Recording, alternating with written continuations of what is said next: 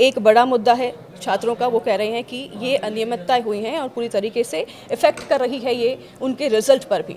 जी, इसमें मैम ये हुआ था, अभी सिलेक्शन पोस्ट हुआ एक आपका एग्ज़ाम, तो उसी के बाद में ये सब चीज़ें उजागर हुई कि कैसे बच्चों के भविष्य के साथ में खेलने का काम किया जा रहा है। क्योंकि बच्चों ने वो सेंटर पे जाकर के देखी सारी अनियमितताएं कि भाई क्या इरेगुलरिटीज़ है यार, हमारा फ्यूचर इस तरह से ऐसी एक कंपनी के हाथ में कैसे दिया जा सकता है। उसके बाद में बच्चों के अंदर ये रोष प्रकट उन्होंने करना शुरू किया सोशल मीडिया पे। उन्होंने एक दिन आपका ट्विटर पे भी इसको ट्रेंड कराया और कल भी, पिछले कल भी ये ट्विटर पे टॉप 4 कैटेगरीज में ट्रेंड था एसएससी के रिफॉर्म्स को लेकर के। तो इसमें क्या था कि मैम बच्चे को अपनी प्रिपरेशन के लिए बहुत टाइम चाहिए, लेकिन उस टाइम को हम लोगों ने ध्यान में रखा कि हम लोग उनको पढ़ाते हैं तो उन सब लोगों की भावनाएं हमारे साथ में कि हमारे टीचर्स हैं और ये लोग रिनोन लोग हैं, ये लोग हमारे लिए बातें कर लेंगे। और वही बातें करने हम सब टीचर्स, पूरे देश भर से टीचर्स कल आया कि डीओपीटी हम लोग जाएंगे और वहाँ जाकर के डीओपीटी मिनिस्टर से सब लोग अपनी बातें रखेंगे। एक डेलीगेशन जाएगा, उसमें कुछ लिमिटेड लोग जाएंगे। तो उन्होंने कहा कि अभी थोड़ी देर में आपका मीट कराते हैं और उसके बाद में एकदम से पुलिस आकर के वहाँ लाठियों से पीटना शुरू कर देती है सबको और वहाँ स्टैम्पेड की एक कंडीशन बन गई, भगदड़ हो गई। वीडियो भी सामने आया है शायद। सब पूरी सब सोशल मीडिया पे कल का सब वीडियोज, लोगों को डिटेन कर लिया गया। मैं डिटेन था, आपका राकेश सर डिटेन थे, आपका आदित्य सर डिटेन थे आपका, और नीतू मैम थी, और लगभग 50 to 60 टीचर्स को डिटेन कर लिया गया। और उनको डिटेन करके पूरी दिल्ली में कम से कम 6 घंटे आपका, हमारे साथ में फीमेल्स भी थी, मैम्स भी थी, लेकिन कहीं कोई बस को नहीं रोका गया। वॉशरूम जैसी सिचुएशंस के लिए उन सब लोगों को फाइट करना पड़ रहा है, रिक्वेस्ट करना पड़ रहा है। और उसके बाद हमको ऐसे रूम में बंद कर दिया, ना वहाँ पे कोई व्यवस्थाएं, और व्यवस्थाओं की बात नहीं है क्योंकि हम देखते हैं कि जो बच्चा हमसे पढ़ रहा है उसके पास भी व्यवस्था ही नहीं है। तो ये एक बदलाव के लिए सब लोग गए थे कि डीओपीटी में अपनी बात रखेंगे। और ऐसी क्या बात है, मतलब आप सुन लीजिए ना, हम बच्चों को इसलिए नहीं बुला रहे हैं क्योंकि मैम अभी क्या है, जस्ट स्टेनो का एग्जाम शुरू होने वाला है आपका, अभी 13 अगस्त से सीजीएल शुरू होने वाला है। तो वो बच्चा अभी अगर इधर आके अपनी एनर्जी लगा देगा तो वो अपने एग्जाम को कैसे सिक्योर कर पाएगा। कल एसएससी इस बात हुई वहाँ पर, आपका डीओपीटी में जो आपका डीओपीटी नहीं सॉरी एसएससी में डायरेक्टर थे, तो उनसे बात हुई और उन्होंने प्रॉमिस किया कि भाई चीज़ें सुधर जाएंगी। तो मतलब ऐसे कैसे विश्वास कर लिया जाए चीज़ें सुधर जाएंगी। एसएससी हमेशा से प्रॉमिस करती है कि भाई चीज़ें सुधर जाएंगी और आज तक नहीं सुधरी हैं, और ऊपर से आप एक ख़राब वेंडर को दे देंगे। तो इसमें मैम हम ये चाहते हैं कि एक तो ये आपका एडुक्यूटी जो है बैन हो, और जब आपका साथ में ये आप इसके अलावा टीसीएस को या तो लेके आएँ, या टीसीएस के अलावा अगर ये चाहते हैं तो एक इन हाउस अपना सॉफ्टवेयर डेवलप कर सकते हैं। देश के पास उतने संसाधन होने चाहिए कि उसके बच्चों के भविष्य को सुरक्षित करने के लिए अगर हमें कुछ इन्वेस्टमेंट्स करने पड़ रहे हैं तो हमको करने चाहिए। तो एक मांग तो ये है मैम, और दूसरी मांग ये है कि एक एग्ज़ाम में सबसे बड़ा इशू क्या है, रॉन्ग क्वेश्चंस का। एसएससी के एग्जाम्स में आजकल रॉन्ग क्वेश्चंस बहुत बढ़ते जा रहे हैं और उन रॉन्ग क्वेश्चंस के चलते बच्चों से पैसा लेते हैं। तो मैम ये फेलियर किसका है? ये फेलियर है उस सिस्टम का जिन्होंने क्वेश्चन को डिज़ाइन किया है। यानी वो लापरवाही करते जा रहे हैं, बच्चों से पैसा लेते हैं, बार बार पैसा लेते हैं, फीस के नाम पर, उससे करेक्शन के नाम पर, और फाइनल तक बच्चों से पैसा लेते रहते हैं। तो हम ये कह रहे हैं कि जब आपको पता चल गया कि भाई इस कंपनी की ये गलती है, इसने क्वेश्चन डिज़ाइन किया है, बच्चों के द्वारा आपको लास्ट में पता चल गया, तो उन बच्चों के पैसे रिफंड होने चाहिए। भाई जब गलती ही उस सिस्टम की है तो बच्चे उसको क्यों भुगते हैं।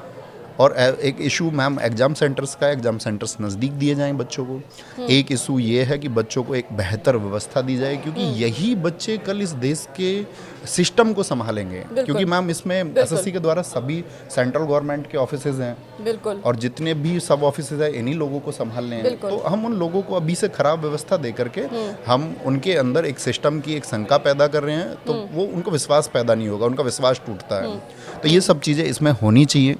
टेक्निकल जितनी भी चीज़ें हैं, आपका माउस से लेकर के, आपका कीबोर्ड से लेकर के, सिस्टम से लेकर के, विजिबिलिटी से लेकर के, और ऐसा भी हुआ अभी तो एडिक्विटी जो एग्ज़ाम करा रही है मैम, उसमें 4 ऑप्शन है, तो एक ऑप्शन हाईलाइट होके आ रहा है। तो कोई बच्चा क्या समझेगा यार, हाईलाइट होके जो आ रहा है यही आंसर है। और इतने क्वेश्चंस रिपीट कर दिए जा रहे हैं। अभी 24 को एग्ज़ाम हुआ, उसके सारे क्वेश्चन नेक्स्ट डे में रिपीट कर दिए गए। 70% पेपर रिपीट कर दिया गया। और वहाँ बात हुई, एसएससी डायरेक्टर क्या कहते हैं इस बात को लेकर के, वो कहते हैं कि क्वेश्चन तो रिपीट इसलिए कर दिए कि पिछले वालों को थोड़ी पता है कि ये आएगा, और तो हमने रिपीट कर दिया। तो मतलब मजाक समझ रहे हैं उसको, एग्जाम सिस्टम को, उन बच्चों के भविष्य को मजाक समझा जा रहा है। तो एक रिपीटेड क्वेश्चंस ना हो, इन सारी चीज़ों को ध्यान रखें मैम। ये हम आपको अभी प्रूफ से ये सब आपके पास लेके आए हैं। एडुकेटी का किस तरह से इसको कहाँ कहाँ ब्लैक लिस्ट किया गया है, टाइम्स ऑफ इंडिया में इसके खिलाफ जो आपका कोर्ट प्रोसीजर चला, ये सब एडुकेटी का है, कहाँ कहाँ पर वो आपका ब्लैक लिस्टेड है, ये उसका बिड। आप किसी संस्था को सिर्फ इस बात के ऊपर एग्जाम कराने का टेंडर दे देंगे कि उसने सबसे कम पैसों में ठेका ले लिया है। ऐसा तो मैम गांव से कोई बच्चा उठ के जाएगा कि सबसे कम पैसों में हम बोली लगा देते हैं, हमको ये टेंडर दे दीजिए, लेकिन व्यवस्था कौन जांचेगा? और हम तो ये कह रहे हैं कि इस अगर आपका बैंड कंपनी को एक टेंडर मिला है तो इसकी भी एक सीबीआई जांच होनी चाहिए कि भाई ये क्यों ऐसे क्यों दिया गया, इतने सारे बच्चों का भविष्य एक ऐसी संस्था के हाथ में क्यों सौंप दिया गया जो कि क्वेश्चनेबल है, जिस पर सब लोगों को संदेह है। ये डिमांड्स है मैम हमारी सबसे पहले बच्चों की तरफ से कि एडुकेटी बैन होना चाहिए। एग्जाम कैलेंडर के साथ में मैम रिजल्ट की डेट भी बताई जाए। आप बताइए, देश में चुनाव होते हैं तो चुनाव का रिजल्ट इतना मास तरीके से होता है कि वो सब एकदम से मतलब फिक्स होता है कि भाई तब रिजल्ट आ जाएंगे। एसएससी सीपीओ है आपका बच्चा मैम 1.5 वर्ष से इस बात के लिए इंतजार कर रहा है कि उसका रिजल्ट कब आएगा, उसको पता ही नहीं है। मतलब उसके लिए कोई आपका एक छोटा सा नोटिस तक भी नहीं है कि भाई हम लोग कर क्या रहे हैं। तो ट्रांसपेरेंसी होनी चाहिए, एग्जाम डेट्स बच्चे को पता होने चाहिए, उसको एग्जाम के रिजल्ट की डेट भी पता होना चाहिए कि यहाँ तक लगभग उसका एग्जाम का रिजल्ट आ जाएगा। नॉर्मलाइजेशन प्रोसेस मैम एक यहाँ पे क्वेश्चन मार्क है कि आपका जो ऐसा होता है कि आपका अभी जो परफॉर्म आप करके आए हो तो सभी शिफ्ट का एक एवरेज करके उनके मार्क्स को कम या ज़्यादा किया जाता है ताकि सब लोगों को बैलेंस किया जा सके। तो उसकी वजह से कुछ पता ही नहीं चलता लोगों को कि मेरा कितना मार्क्स बढ़ गया है, मेरा क्यों घट गया है, मैं क्यों रह गया हूँ। तो वो एक ट्रांसपेरेंसी उसमें होनी चाहिए। कराने का यहाँ पर ऑप्शन नहीं है? नहीं, फिर से नहीं करा सकते, बिल्कुल नहीं है। कोई स्कूटनी नहीं होती, आप मतलब कोई काउंटर कर ही नहीं सकते हो। बस आप बहुत अच्छे स्टूडेंट भी हैं तो अपना रिजल्ट अगर आपके में नहीं आया है तो आपको सिर्फ मायूसी मिलेगी और कुछ नहीं मिलेगा, इसके अलावा कोई विकल्प नहीं है। एक मैम आपका जैसे कि तो ये सब दिक्कतें टीसीएस के समय पर नहीं थी? टीसीएस के समय पर भी थी, टीसीएस के समय पर भी थी। जो रॉन्ग क्वेश्चंस की दिक्कत है ये टीसीएस के समय पर थी। लेकिन इस सब में हम उम्मीद ये करते थे, स्टूडेंट्स भी, सब टीचर्स भी, कि भाई ये चीज़ें अगर हम लोग एक अच्छी आवाज़ उठाएंगे, क्योंकि लास्ट टाइम पे यही आवाज़ें उठ रही थी, एसएससी रिफॉर्म्स की आवाज़ें उठ रही थी लास्ट 6 मंथ से। लेकिन अब एक एडुकेटी नाम जोड़ करके और बच्चों के सॉल्यूशन की जगह समस्याएं पैदा कर दी हैं। मतलब अब ज़्यादा समस्याएं होने लगी हैं। अब ज़्यादा समस्याएं हो गई हैं, क्योंकि ये तो बेसिक समस्या है कि अगर आप एग्ज़ाम देने जा रहे हैं तो सेंटर पर इतनी तो प्रिपरेशन होनी चाहिए कि आपका जो सिस्टम है वो प्रॉपर चले। माउस तक नहीं चल रहा, क्या चेक नहीं किया जा रहा बच्चों के आने से पहले? क्योंकि ये बेसिक से प्रॉब्लम है और ये प्रॉब्लम्स ही अगर सॉल्व नहीं हो रहे हैं तो इतने बड़े पैमाने पर परीक्षा जो है इसको कैसे कराया जाएगा और कैसे रिस्पॉन्सिबिलिटी लेंगे? सबसे ज़्यादा जो है मुझे लगता है प्रॉब्लम एडुकेटी एजेंसी है, उनको लेकर है। छात्रों की मांग है कि उनको हटाया जाए।